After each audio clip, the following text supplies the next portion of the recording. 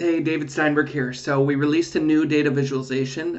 It's important if you're trying to understand if your state is on the upswing in terms of sales, especially as states start to open up, and understanding the effect of the stay-at-home order and if lifting it will have the effect you hope for. So this is the COVID-19 shelter-in-place effects on auto sales.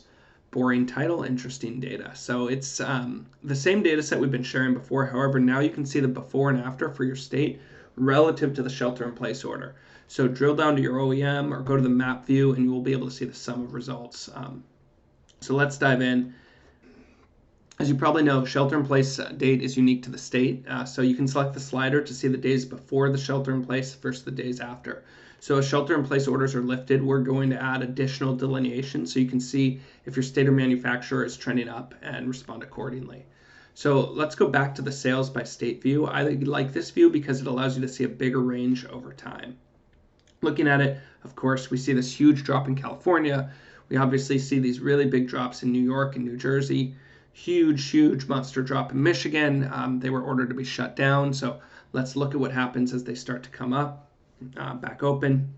If you scroll down the list, most states are nowhere near where we would expect them to be without COVID. A state like Nevada is actually pretty interesting. No means a bellwether state for automotive. However, they issued their stay-at-home order relatively late on April 1st, but they were really dropping big before that. So looking them up, we see on March 16th, education facilities closed. March 18th, businesses closed. So the stay-at-home is more of a formality on April 1st, and you see that early dip here. So a little bit of a lift recently, but nothing to write home about if you're into writing home about automotive sales. So go through the data. If you live in a state that hasn't been hit as hard by COVID, you can maybe find some reasons for optimism or use the OEM filters to look at a specific OEM. Overall, sales are going to be a lagging indicator, and we're seeing that most places are pretty down. So sorry to be a Debbie Downer here, but you can also go to the map view to see a different visualization of the same data.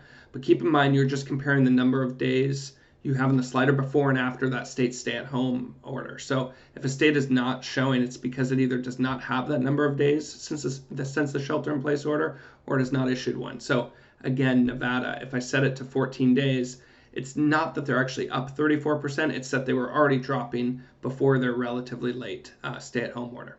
So play around with this. We're going to continue to post updates.